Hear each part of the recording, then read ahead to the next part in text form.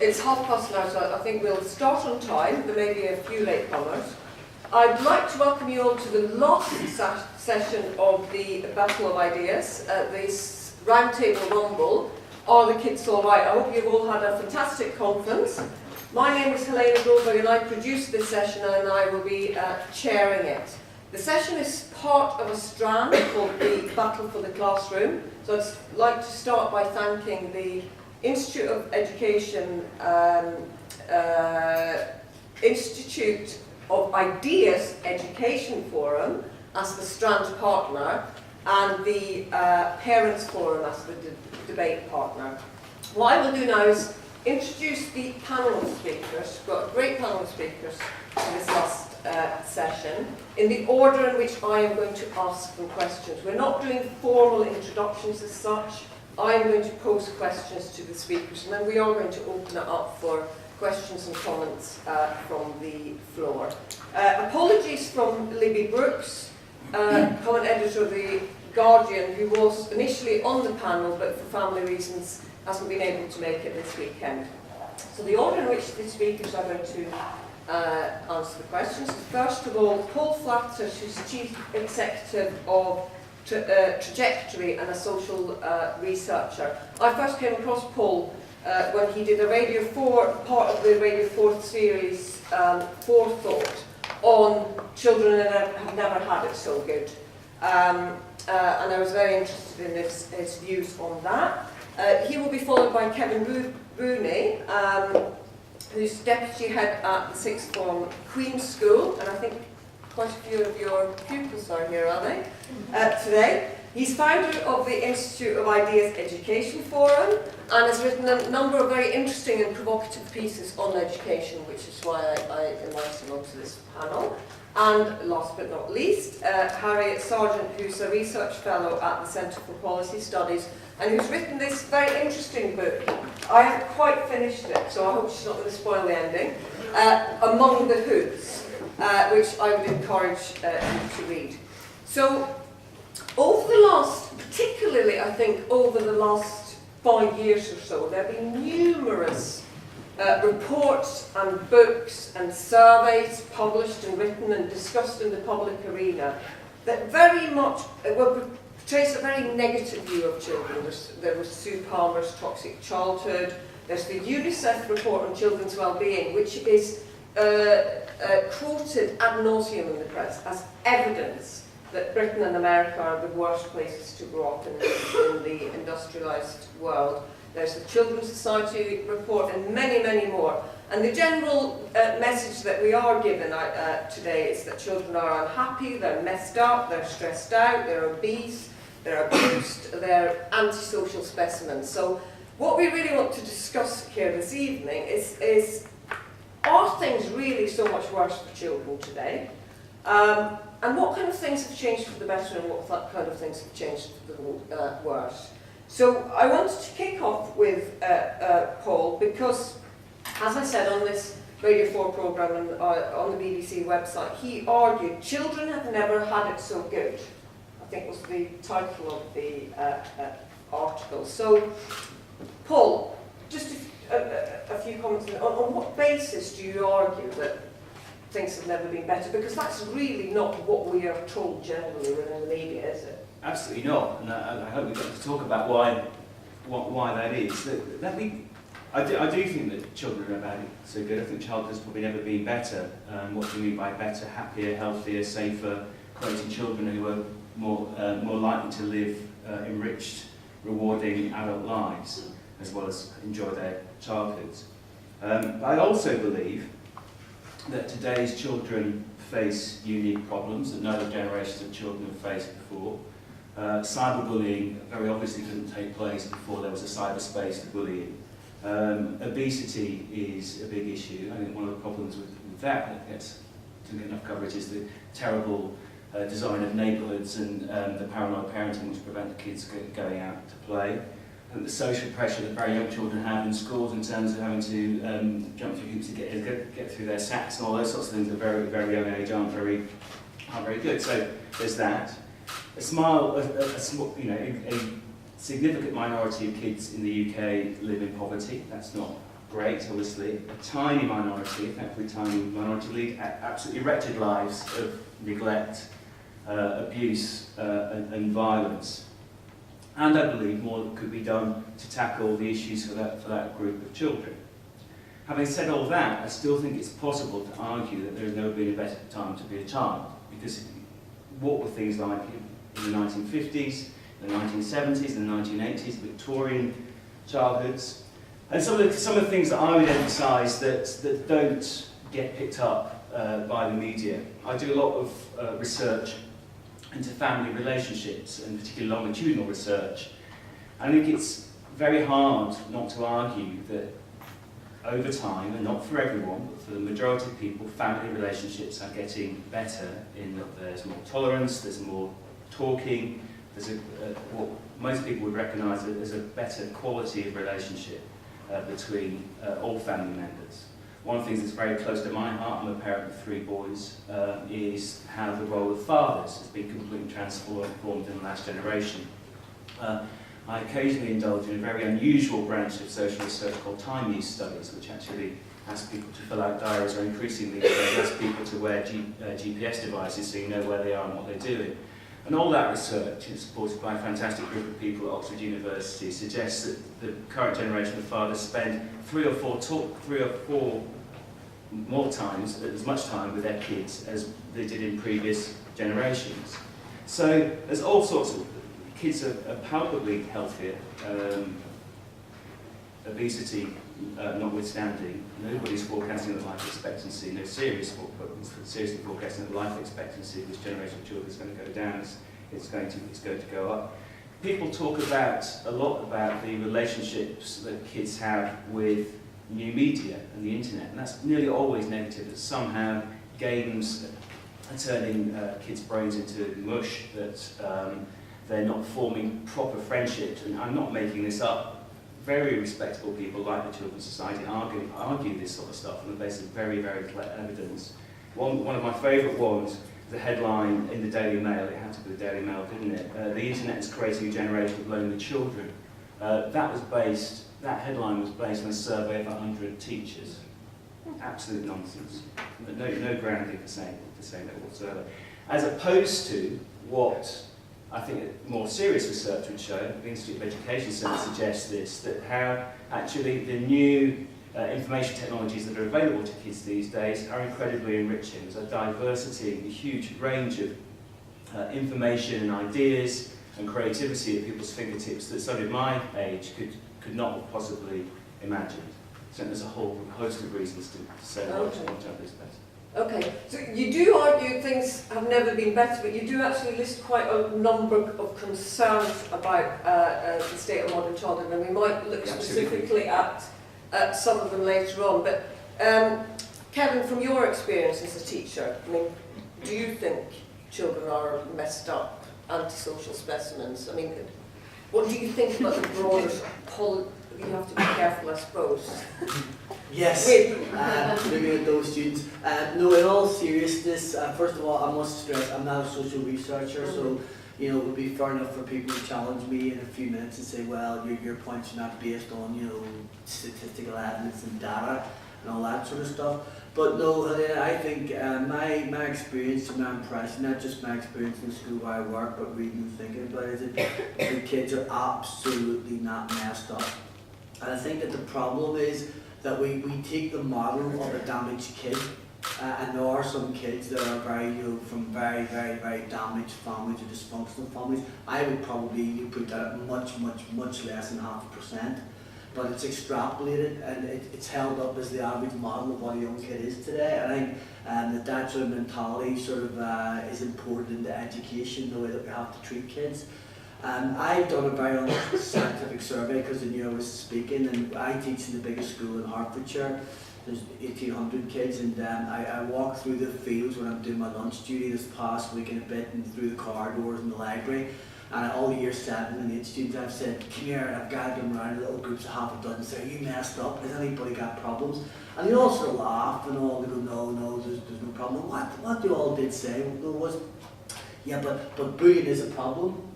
But then I would say, who's it a problem for? Well, I don't know, I can't tell you, but it is a problem. I thought that was just an interesting comment about where that was coming from, and it left me with the thought, well, is bullying a problem, or do you have another example of what I consider to be the projection of adult insecurities onto the kids in terms of how bullying is defined in the first place? And if you don't mind me just picking up, I would say obesity is not a problem. I absolutely don't think it's a problem. I would actually say cyberbullying is not a significant problem either. And by all means come back and challenge me and go, how can you say that when you don't have the research? That would be my position on that, and I'd be interested to see how people could argue the position that it is a serious problem. And can I just finish on this, Helene? I do want to reiterate, at the risk of being really boring, that I do think that a lot of these issues, for example, like obesity and even cyberbullying, are often adult insecurities projected onto the young ones, and then what happens is an element of a self-fulfilling prophecy at play. Okay, I'm sure we will get back to those particular issues, but generally you're challenging the sort of conception of childhood today, although Harriet Sergeant, in your book, among the, you are looking at one section of young people, youth, who are lost, who are marginalised, who don't seem to have a future. So all is not rosy. No. I've written this book because I do reports for the Centre for Policy Studies, which then get serialised in the Daily Mail. And so I originally began by investigating why black, Caribbean and white working class boys appear to be failing. I mean, if you look at the statistics, they are truly appalling. I mean, 6% of white working class boys on free school meals go on to further education. So a lot is going wrong. And while I was doing this report, I was interviewing teenage boys all around the country. And I happened to meet this one gang of black boys in Brixton. And I met them because the man who was sort of taking me round Brixton, I met in a community centre, and he was a former robber. And he said, I don't think you should be wandering around on your own, picking up teenage boys. I think I'd better come with you. And so we stopped and talked to various boys. And then he said, there's this one group, this gang of boys outside my local chicken takeaway, so we're going to go and interview them. So we went there, and I was on the other side of the road. And they are the kind of boys that white, middle-aged, middle-class woman, usually just wants to walk on the other side of the road and hope they don't notice me. They were shouting out, they were frightening, they were loud, and they looked capable of anything. Anyway, he said, you've got to talk to them, little boys, and he took me across. And I'm really glad I did, because that began a kind of a 4-year friendship with them. I mean, when I met them, they were about 15 or 16, they're now 20, 21. And they really, I mean, when I started taking them out, I thought that I was going to change them, and in fact the opposite happened. They totally changed me. I went in as a kind of conservative, right of centre, and after this friendship I'm now an anarchist. So yeah, it was quite a big change. And I think at every stage I've seen that their childhood is not okay, and what is being done to them is definitely not okay. I think one of the reasons I feel so passionately about it, why I've written a book about it, was because I have a son more or less the same age. So I've seen his life, how his life has opened up. He's now 20, at the same time as their lives have closed down. I mean, 2 of them are now in prison. And that first meeting, I was astonished because, they was telling me, I asked them about crime, and they were telling me about the shooting and the stabbing and punching up their shoulders. And I thought they looked a little bit peaky, and my son at that time of the afternoon is always a bit hungry. And I said, are you hungry? And everything, their whole demeanour vanished, changed, and they said, we're always hungry. That was the first shock to me. So I then took them out to a restaurant, and that's how the friendship really began. But the things that I saw, knowing them, I saw that we are failing to provide these boys, and I have to say half of them were in care, so this is the state children if you want, and half of them had with their own families. But we are failing to provide these boys with the basics. You know, we're failing to feed them, we're failing to provide them with the ones that are in care with a place to live. We're totally failing to educate them. Those boys had all dropped out of school at 14. Half of them couldn't barely read and write. So we're failing to educate them. We're failing to make it possible for them to get a job.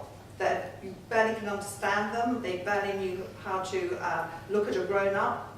And most important, we're failing to give them a future. One of them said to me, you know, I see men in their 30s and 40s drinking and taking drugs all day. I don't want to be like that. Unfortunately, he is. And that, I think, is very, very sad. Okay, I mean, this session, it is going to be, I'm warning you now, it's going to be very wide-ranging, and I think I am going to raise some very big questions. I think we can only just start to answer, and so it's going to be the start of a debate. So don't feel like you have to give definitive answers to any of this, but, I mean, Kevin and Paul, I mean, do you have any views on why are we so seriously failing these boys who Harriet has met, and or can we generalise from the particular problems that they're experiencing to our broader discussion about childhood? Because maybe that would be wrong to generalise from that particular problem to a broader discussion. Completely, which is why I think I'm in danger of not giving you a battle. I can completely, I guess Harry and I were set up here to disagree. We don't disagree. I completely agree that there is a small minority of children in the UK who suffer terrible hardship and who need a great deal of help, and more help than they're currently getting. And a lot more could and should be done for them. What I'm talking about, and what my research is looking at, is the totality of the population of children in the UK and their experience, which is very, very different from that small minority. And I think actually it does that small minority a great disservice when you get these kinds of coverage of childhood that you see. It says all children are lonely and have no friends because they're on Facebook all the time. I could work that one out. And that all children are dysfunctional. It does that small minority who desperately need our help no favours at all. It does them a great disservice. So to that extent, you can absolutely not generalise from that experience. But I would argue, and all the social research evidence that I've put my hands on suggests that for the vast majority of children in the UK, the experience of childhood is getting better. Mm-hmm. Not least, I think, rooted in given the parenting organisation sponsoring this, giving the way that parenting is taken rather more seriously than it used to be, better information about parenting, and a better quality of relationships by and large between parents and their children. One thing I forgot to say actually after you spoke, Kevin, was you said I did this unscientific research. Actually, I think your research is no less scientific than some of what's published as research in the public arena that's telling us how messed up children are today. But do you have anything you would like to come back on? Well, just to agree with Paul, I think I tried to make that point in the opening answer about what we have is a real big danger that the model of a really damaged young person is taken and extrapolated to become mainstream. So just wanted to repeat that point. Look, on the I don't want to get into this silly argument, but that they're always hungry. I mean, I don't really believe that there's these lads in gangs who are literally hungry because they're not having enough food. Yeah, I'm just making a wee point. I could be wrong. It's the end of a long day. I'm going to be very straight in the way that I talk. And I often sort of hear sort of similar comments or read similar articles, and as it happens, knowing quite a few people who come from the rough end of town and stuff, even when it comes to gangs.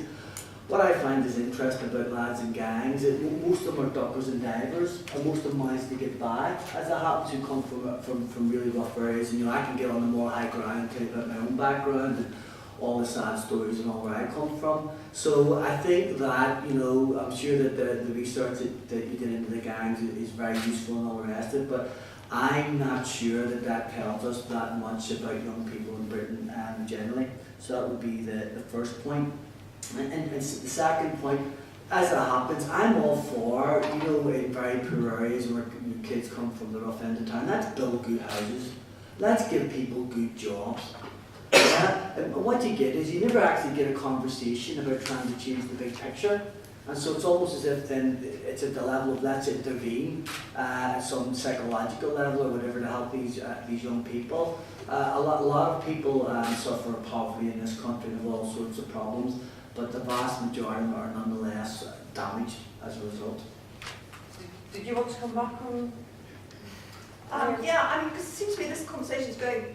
First of all, I think that there is a. I don't think it's such a small majority.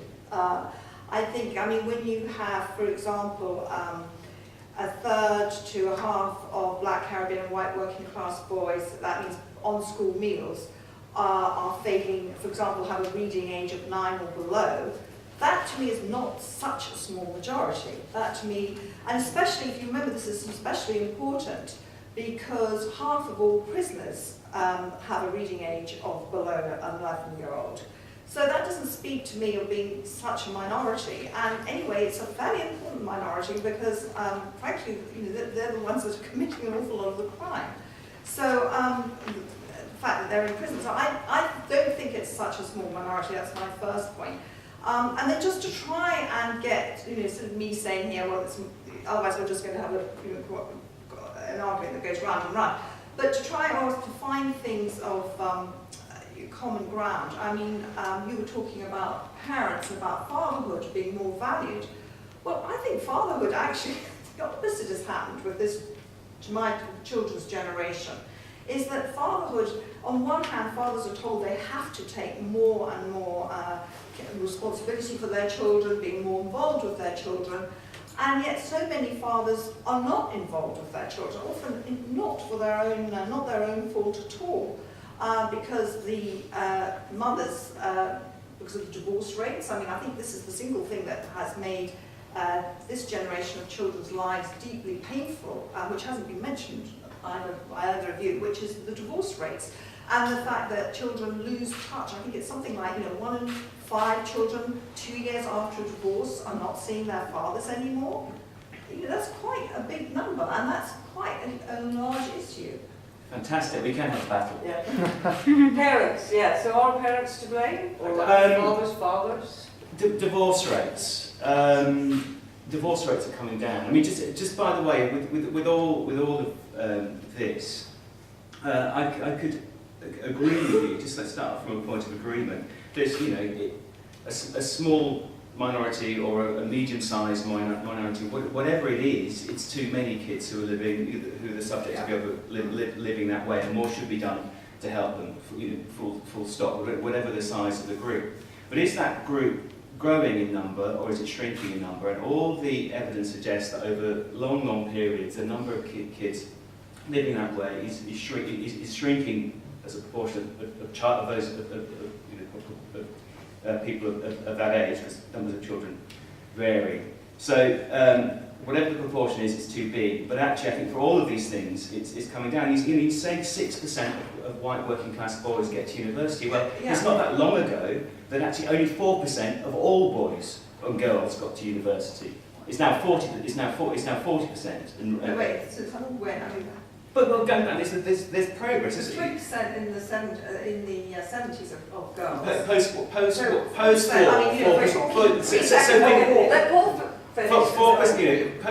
World War, 4% of people went to university. Now 40% of young people go to university. And now, in my mind, that's progress. And the fact that certain groups are being left behind, I completely agree, needs to be tackled. Go on to divorce rates. Divorce rates are actually falling, despite going through the longest economic downturns, in fact, an economic downturn that's longer than the Great Depression, and all the financial strain that puts on people. Divorce rates are falling. Now, you'd be hard-pressed to know that, because this is the sort of sad person that I am. I take great interest in the divorce rates. I look for them. They're published by the ONS every year. And I look for the date that they come out. I can guarantee you, the day that the divorce rates have come out, and if they've gone up, they're on the front page of every newspaper, including The Guardian. You probably spotted I was a Guardian reader. If the divorce rates have gone down, they're buried somewhere at the bottom of page 5 or 7. And that's one of the reasons that we perpetuate these myths about the state of the family life. The other thing, though, taking my long-term perspective on these things, I would argue is that there has to be a debate about what is a reasonable level of a divorce rate. Until 1969, a woman in this country had to get her husband's permission to get a divorce. Not surprisingly, when that legislation was changed, there was something of an increase in the divorce rate. I don't think that was a bad thing. Now, therefore, there is a kind of natural level of divorce rate. Not every relationship works out, but do we seriously think that people are just getting married willy-nilly and just kind of fecklessly giving up on relationships, particularly relationships where children are present? I don't. I think lots of relationships don't work out, and thank God we now live post-1969 in a more civilised country where women have the right to ask for divorce as well as men. Well, that's not the point. It was me. I mean, it's more fathers staying in touch with children and not being able to stay in touch. I mean, I think it's not so much the divorce rates, it's how the parents bring up the children after the divorce. And if fathers losing contact with their children, so many. What's about the comment, I mean, because we don't want to get stuck on the divorce thing, but what's about the comment that Kevin made that where you could end up being a bit deterministic, like or they've had it rough, they've had a really horrible start in life, and so therefore there's no hope for them. As Kevin said, that they do their ducking and diving, and maybe with initiative things could change for them. And we shouldn't have a deterministic view. I think that's absolutely right, and I think I probably shared Kevin's view too, until I got involved with these boys. Because, I mean, first of all, the fact that their schools are not teaching them to read and write, which is not a difficult thing to teach kids. I mean, a lot of countries a lot poorer than ours manage to do it. And it is such a handicap. I mean, it is a sort of one-way ticket to the edges of society, which you very rarely come back from. That is a major thing. But I said to them, okay, when they hit about 17, 18, I said, look, you've got to get a job. There is no reason why you can't get some low-paid, low-skilled job. And we are going off to the job centre and we're going to sort this out. So I then spent 3 days sitting in the job centre. And I have been to the job centre on a number of occasions. That's what turned me into an advocate. So it was utterly appalling. There was no attempt to help these boys whatsoever, to get them into training, to find them any kind of work. It was not a job centre, it was about putting them on benefits. One of the job advisors actually said to me, these boys have not got a rat's arse chance of getting a job here. And when I said to them, but surely in this sort of target-driven culture, that you have a target about how many jobs you get needs, not in education and training, these boys. They said, no, we don't have to get them a job at all. We don't have to do anything for them. Well, I was so surprised by this, I then actually had an interview with some civil servants at the Department for Work and Pensions and asked them this. And they said, no, we have no idea how many jobs our job centres get. We don't even have an internal league that tells us. So it's rather like Tesco's, the headquarters of Tesco, saying, no, we don't know whether any of our shops sell anything at all, and we're not interested. So that I found pretty amazing. And again, that these boys would try and make efforts, but were often just sort of held back by state institutions. Well, I'll stop there and go on. Well, I must say, the benefit thing is a trap, is another very real problem. Sections of this book did really make me laugh at times, and particularly when you describe social services, having experienced them myself. That sort of way in which they seem to have completely written off these young boys, I do think is a serious problem, where they are seen as damaged goods and they're never going to change. But the other thing is, when I read it, I thought, God, are there so many of these young boys who come to secondary school who can't read and write? I mean, the education system has failed them in some way. I know, Kevin, you have raised concerns about the education system yourself, because I mean you pin some of the blame on the education system as well, and I know you have some concerns. Well, I mean, I do, but just on another thing about there's a few different confusions knocking about, but let me try to go at it like this. So when, for example, someone was mentioned about, well, we need fathers to spend more time with their kids or whatever, and you have a situation where, you know, from the new Labour government onwards, we've had advice for fathers to be reading with their kids, to be helping with their homework, and all the rest of it. Now that all sounds sensible, but as it happens, I can't bear doing homework with my young lad. I'm just lazy. I just don't want to do it. Now, you know, that's just the way it is. It might shock you, but it's the truth, and you almost can't admit it. And you almost can't admit it, such as the climate today. Now, I think my young lad, he's not going to set the heaven on fire academically. He'll do all right. But, you know, I just make my choice to jump on the sofa with him and, you know, hopefully, you know, Champions League's on or whatever, we'll watch a bit of football or whatever. So I just want to make what might sound like a stupid, boring point. This thing about, you know, fathers spending more time with their kids is somehow the answer to a problem.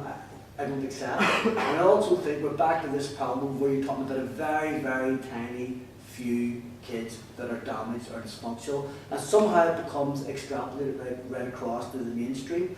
So why not just let parents parent, don't tell them what to do, let them parent how they want. If they want to spend lots of time reading books with their kids, fine. If they don't, fine.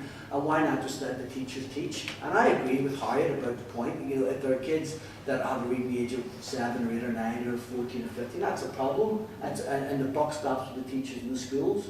But what starts to happen in the conversation is all these different things get conflated and confused. And I think it's important to go back to a couple of basic points. Number one, what is our model of a young person? And my model of a young person is that they're not messed up, the vast, vast majority of them. And you made a point to reiterate something I said without using the word about determinism. I have a real fear that what happens is a real deterministic aspect creeping into contemporary discussion about young people. And I'm saying, even when they do have all sorts of problems, and they're absolutely capable of overcoming them, if you have a vision or a model of a young person is a little bit robust and resilient and having a thick skin, I think that that's missing in a lot of discussion today. Can I just come back to two quick things, just very quickly? I wasn't saying that fathers spending time with their kids was a solution to a problem. I was just observing that it's happening. That fathers are choosing to spend more time with their kids. And so to tackle the point, which is often portrayed, that modern parents are somehow supposed to be career obsessed and want to do anything else rather than spend time with their kids, always kind of foisting the kids off somewhere else. They're not. All the best research shows that today's generation of parents, fathers especially, spend more time with their kids than any previous generation. Yeah. I do think it's an important point to make, because if you look, you know, if you read the Children's Society for Toxic Childhood, all of these, their image of parents is parents who are just too obsessed with buying the best cooker or whatever, and they're not spending any time talking to their children or doing anything with their children. When I think when you look at parents overall, it's a very different picture. So I do think in the discussion we need to be careful, as Kevin said, to differentiate. You know, are you looking at the overall picture of children and youth today, or and not generalise from specific problems? I do want to throw it out now to the audience, and then you have got plenty of opportunities to come back. But we're halfway through now, so right. Jane, you've been waving your hand for a while. No, a very fascinating discussion. I think, interestingly, every time we talk about parenting, we do go on the most extreme end. I did a session yesterday on blaming troubled families to parent wasn't the extreme end, but it is quite interesting how we're just so interested and discombobulated about the very extreme end of childhood, just as a reflection on that. And it does seem to prey in the popular imagination. We really can't move away from that. But I did want to question Paul and Kevin, who seem to be very Pollyanning and seem, you know, the kids are all right. And there is there an element that we are bringing worry into them though? So you know, one level, Kevin, exactly as your thing you're saying. Well, I have a discussion with year 7s and they're all right, but then there is this sort of bullying which is faux, but is an anxiety or interestingly obesity discussion, which actually I agree with Kevin, and the statistics are that childhood obesity is increasing, but and the National Childhood Measurement Programme shows that. But the recent report that came out from Parliament about children's body image, saying actually what is happening is that children are obsessed with their weight, and young girls will talk about their weight because, you know, one of the reasons being that they're weighed forever at school, and the discussion about obesity has preyed on their minds. So, is there an element that the kids are right? Not because in some ways objective circumstances, but subjectively we do seem to be foisting fears on them and making them take adult fears into their minds. And that relates to a very interesting question that somebody asked in the first session that I was at the Battle of Ideas yesterday, which is there a danger that the current generation become the most self-pitying generation? Because if the public discussion all the time is, you've never had, no generation has ever had it as bad as you. So that's an issue to consider as well. Okay, next to Jane there, yeah. Harriet, do you remember we met when you were just embarking on your study, KDIs? Yeah, I'd just like to put one or two statistical questions. I just don't know because I haven't kept up with the figures going up and down. Are NEETs more or less, do we have more or less NEETs now? Do we have more or less never married parents? Because the divorce statistics, in my opinion, are relatively irrelevant because the children of divorced parents do actually have fathers and normally know their fathers, even if the contact and quality of contact is not so good afterwards. A lot of fathers, by the way, do suffer from very aggressive behaviour from divorcing wives supported by very self-seeking lawyers who make quite a living out of attacking fathers and restricting their right to custody and all that sort of thing. But I would just like, it's very difficult, this picture of are children generally better off or worse off. And I am interested personally in the focus on the children who do get a bad time of it.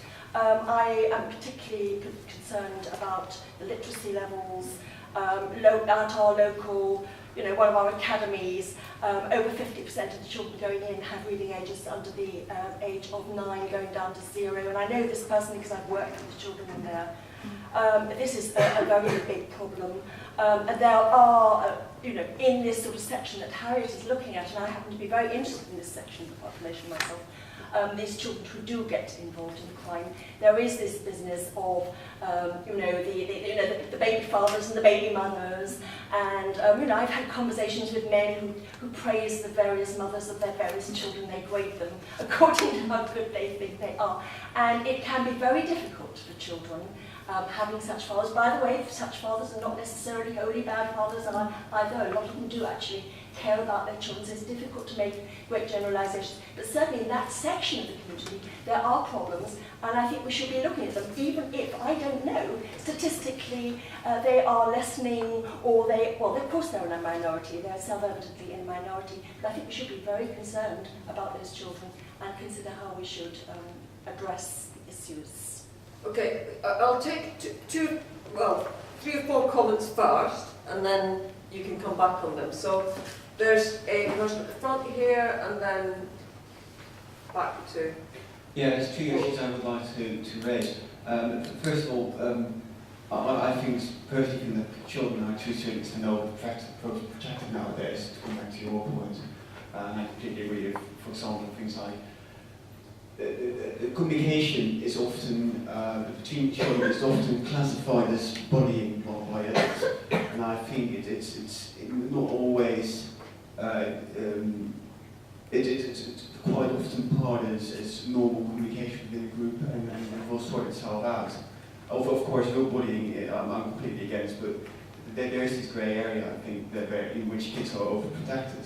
And it's health and safety as well, and it's other areas. The second point I would like to make is I think kids are put under a lot of pressure nowadays to go to sports, to do well in education, to do well in all those things. And parents and society puts a whole lot of pressure on them. And these actually leads on to my third point. And that is indeed the point of that there is very much still the social segregation and people in the lower classes. And not only social segregation, it's demographics, it's also educational segregation.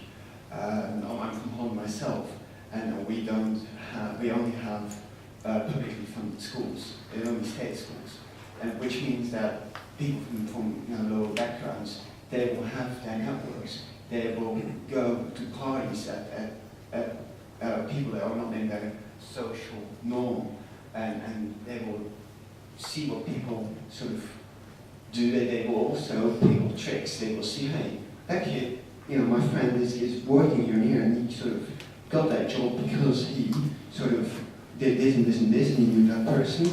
Maybe I can copy that. And I think it's also very much a learning process that those children then get exposed to if you would try to really tackle that social segregation. Okay, if you, 3 rows apart. I think I can just sort of give a scattergun sort of response in a way, because that's where some of the discussion I think is leading my head to go.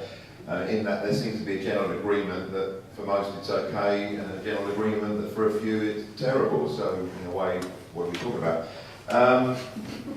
As a child of the 50s, I don't know, there are obviously some around, and a person in their 60s. All right, Dad? Yeah, I'm all right. Anyway, fathers were certainly absent in the 50s. Let's not kid ourselves, because they're either at work, at the pub, or you didn't have a dad. I don't particularly remember bothering about the absence of my dad at all, because my mum said he wasn't very good to have around, so why miss something that made life worse? Education in the 50s and 60s, I don't ever remember a parent thinking anything about it, because that was the job of schools. I mean, what Kevin has bravely said wouldn't have been taken as a question, because that's what schools did, that parents parented and schools educated.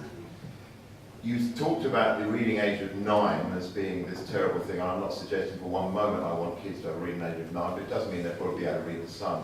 Anything much under 8, 7, reading age of, I said 0 just now, well I'm not sure that's around too much.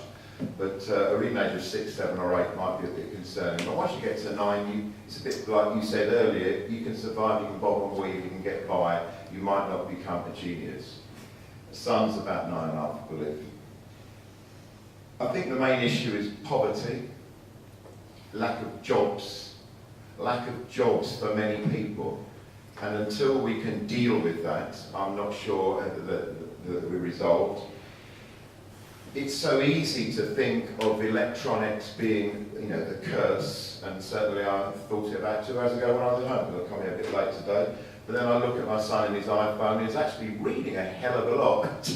I wish just from his iPhone, he's constantly scrolling his bloody iPhones. And Xbox as a source of friendliness never ceases to stagger me, because I was like, who are you talking to? I don't know, it's somebody on somewhere in the world that I'm playing 2013 with. I'm at FIFA 2013. Staggering. And plus he's talks playing with his friends. Paranoid parenting is a really fascinating thing, because I'm sure we are all paranoid now. And I think back to when I used to get Red Rovers all over London and I'd be out all day, or I'd go train spotting, it's a brave remark, and I'd be going into sheds and all the rest of it. Unbelievable sort of dangerous things and freedom things. I can still remember buying a 4p roll at Euston and thinking it was like the height of freedom. So exciting. And perhaps my mum ought to be a bit more paranoid, but I don't know whether it's good or bad that one just went off and did things with your friends. Wealth is obviously wonderful now. I can still remember the fridge arriving, and it was a god. I mean, there's no, about 1958 or something, this fridge was suddenly there. Oh my God, to have cold milk, both at school and at home, was utterly staggering. When Thatcher got rid of milk, to my mind, I'm sure many people just rejoiced, because the awful stuff you had to drink, especially in the sun.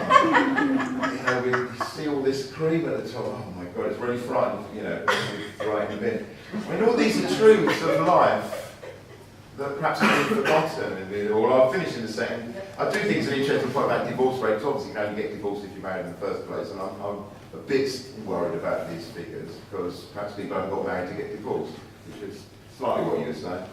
Obesity, I'm Okay. sure it's because there's Maybe more you food can come around back now. again later, but there's loads of really interesting questions and comments raised. So I just want quick responses from the speakers, and then we'll go back to the audience. But we only have about 15 minutes left. Sorry about So, as I said, this is the start of a discussion, and we're not going to give any definitive answers to these very big questions.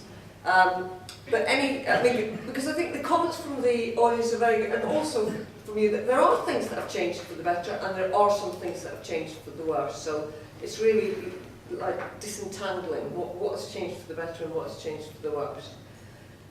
Any comments? Or let me pick up Jane's point though that she sort of asked, and I tried to allude to that when I started speaking as well. I mean, this foisting your fears, adults foisting their fears onto younger ones, that's the point I was making earlier about projecting your insecurities. And there is a danger that it does become a self-fulfilling prophecy. I actually think this is a fascinating area where we're right in the midst of something and we won't quite know for a year, 2 or 3. But can I give you a couple? You're going to say I'm bizarre when I say this example. First of all, you talk about bullying, cyberbullying and all that. But now we have to look out also for kids on free school meals. I was on free school meals all my life incidentally, but now it's a big problem. But here's the point. This is strange, so forgive me. Some of my young students will understand what I'm talking about. It's about females, young girls, and having their periods and menstruating. And we teach, I happen to just teach sociology of health in my AS, but the conversation we were having was the fact that up until this last year or two, young girls would never have missed your lessons or anything. There'd always have pain, even if they had their period pains or whatever.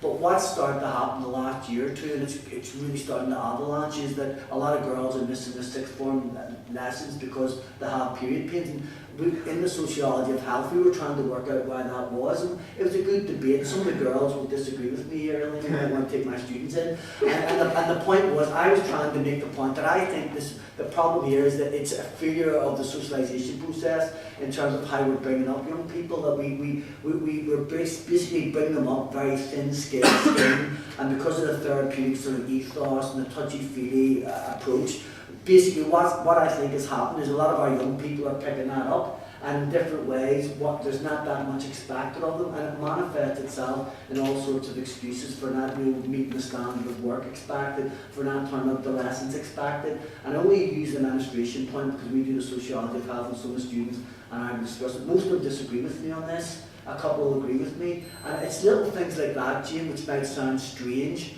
but it's that our expectations of what we expect of young people are diminishing. And that is an absolute problem, Jane, and it is a self-fulfilling prophecy. How big a problem that's going to get a couple of years down the line is interesting. Final point, just the way that the students will now say to you that a teacher bullied me, a teacher intimidated me, or I felt offended by what the teacher did to me, when in actual fact what you've done is give them a bollocking. And it becomes an interesting area, but I actually don't ever blame the young people. It's something that they're picking up from adults, and it's a very interesting area to explore. Sorry I can't do it justice because it takes more time to fully address that question. I did think we'd touched on loads of different issues, but I didn't think menstruation was going to come up. But this self-fulfilling prophecy thing, I think, is an important one, and I have argued this point quite a lot in relation to bullying. I think if we are continually telling children that negative emotions are damaging, and bullying is damaging, and anything slightly unpleasant is damaging, then some children will be severely upset by getting an obnoxious text or somebody posting something horrible about them. And I don't quite get this obsession with cyberbullying, because I keep thinking, well, just turn your phone off then. And maybe I'm being callous. But Paul, do you have any? I don't disagree about cyberbullying. I think, again, it comes back to the point made about paranoid parenting. I do think that if one of the things that today's children have to deal with, that certainly I didn't have to deal with when I was growing up, is paranoid parents, like you, sir, in the audience. I was from 3 years old, I was just out wondering, God knows where. My mum didn't know. She was a great mother, by the way. My dad, like yours, was no great shakes. But So I think paranoid parenting is a big feature, but where does this paranoid parenting come from? And it goes back to where I started and what interested me and how we first got in touch with each other, which is how the media cover these issues. It is an absolute disgrace the way that these negative myths about childhood, the supposed risks that kids are being threatened with, are portrayed in the media. Most crime statistics are falling. These talking about bold sense. Of course, any time a teenager is stabbed is an utter tragedy. Of course it is.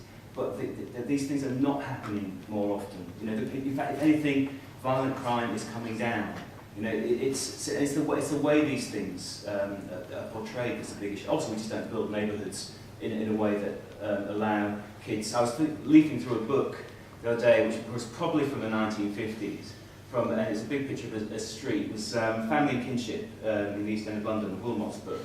And there were big signs saying traffic not allowed. Those streets were built where kids could play without fear of traffic, which is that is a real issue. Kids are on it. So the paranoid parenting thing. Can I just put one more quick thing? There's been a number of things mentioned tonight, like NEETs. Hinting at teenage pregnancies and so on. The performance at school of working class white boys and other boys in general. Obesity is another. That hints at one reason why I think childhood is getting better. Which is our antennae are much better attuned these days. We're picking up on problems quite early and starting to deal with these things. So all those things, I agree that obesity rates are falling down. They're still pretty high, but they are starting to fall. And the performance, I think I'm right in saying that this year, in a significant range of GCSEs, boys did better than girls for the first year ever, because the problem of boys in schools has started to be addressed. Even the number of NEETs, given the depth of the recession, actually you would imagine given the falling GDP that we've had, you would have expected the number of NEETs to be even higher. And that's a very difficult argument to make, that a phenomenon should have been higher than in fact it was. But actually, compared to previous recessions, we've done rather well at keeping people in work, despite removing EMA and all those other things, which is truly disgraceful.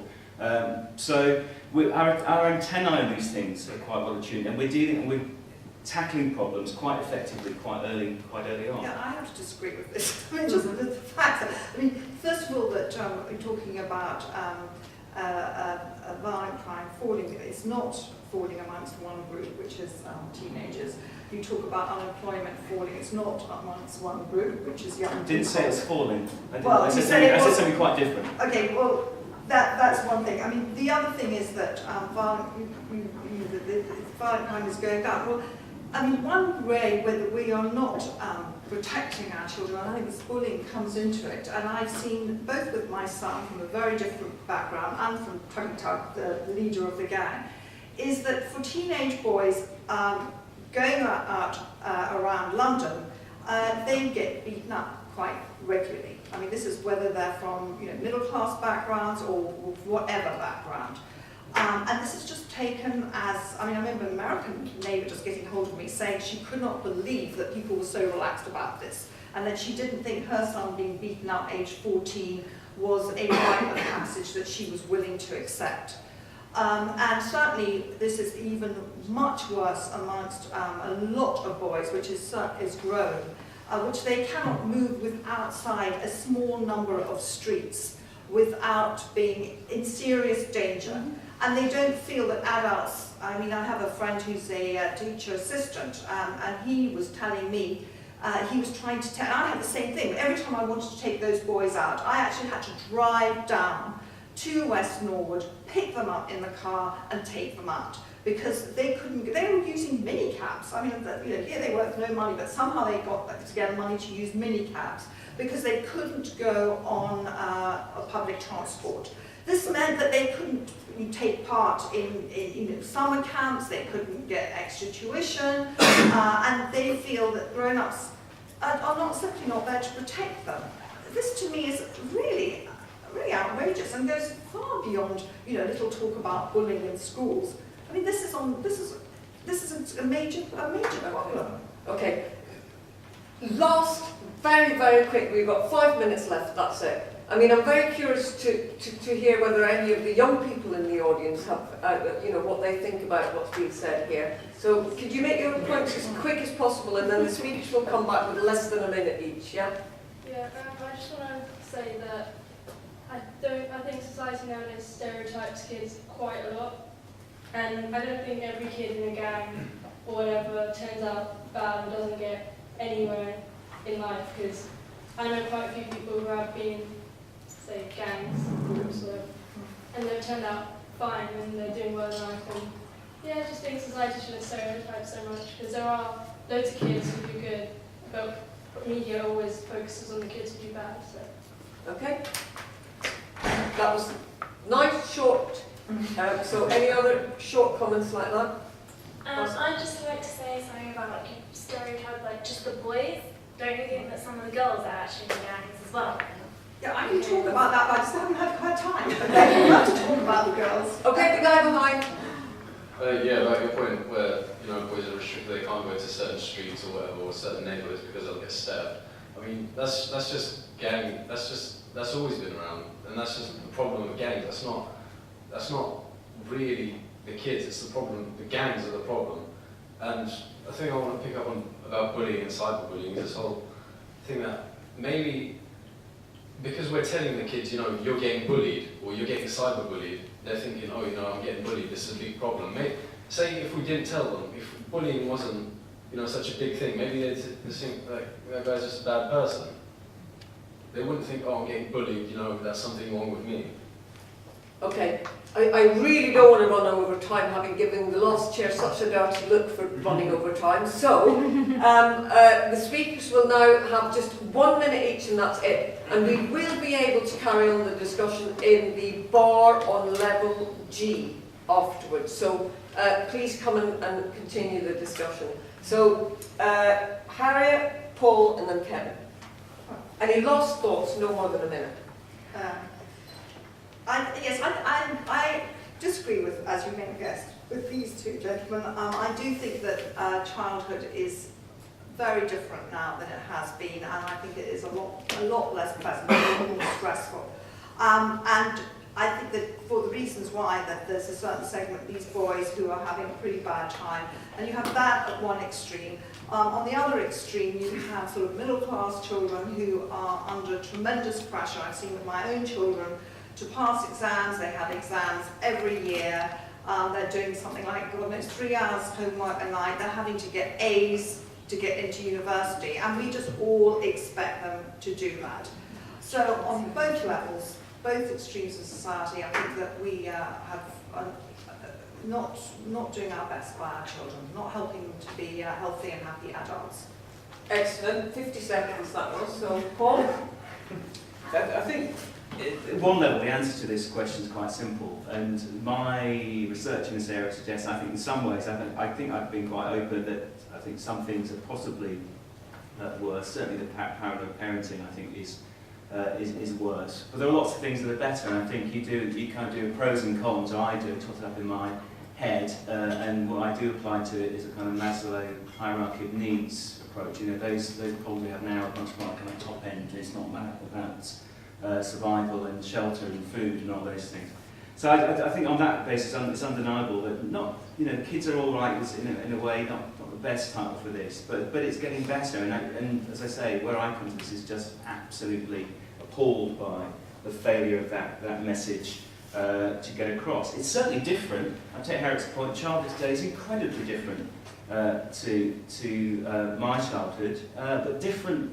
So often just therefore seen as worse. Different doesn't mean worse, it means different. And there's so much of it that is better. And I look at my kids playing on the Xbox, playing on the Wii, doing their homework, using the internet, the easy relations I would humbly say they have with their parents and their children, their friends. It just seems like, on balance, pros and cons, they've got a pretty good gig. Okay, Kevin. Okay, sorry to be glib, it's only 1 minute, so forgive me if I'm too glib. So the problem is the model of a messed up kid's not true. The kids are alright. The kids are dead on, they're fine. Okay? There's always going to be a wee exception to that, but it's a very, very tiny exception. And the irony of it is, if we didn't extrapolate and try to make it more mainstream, we could pay more attention to the kids who are really messed up, rather than saying most of them is messed up. I think the problem's nothing to do with kids, the problem's to do with adults. It's to do with what I would consider an abdication of responsibility from us, in the sense that we are actually socialising kids, I think, into what's the word I'm looking for, almost emotional vulnerable state, if you like. And it's glib, but I think we have to sort of say toughen up a wee bit, and that links to the discussion about bullying. I get bullied, if get a couple of slaps there and this and that, but I'm alright, and the vast majority of kids are alright. They come through all these situations. It's the adult insecurities increasingly that are projected on, which is the problem. So final sentence from me, it's the adults who need to improve themselves in terms of how they support kids. Sure. Okay, can we thank the speakers?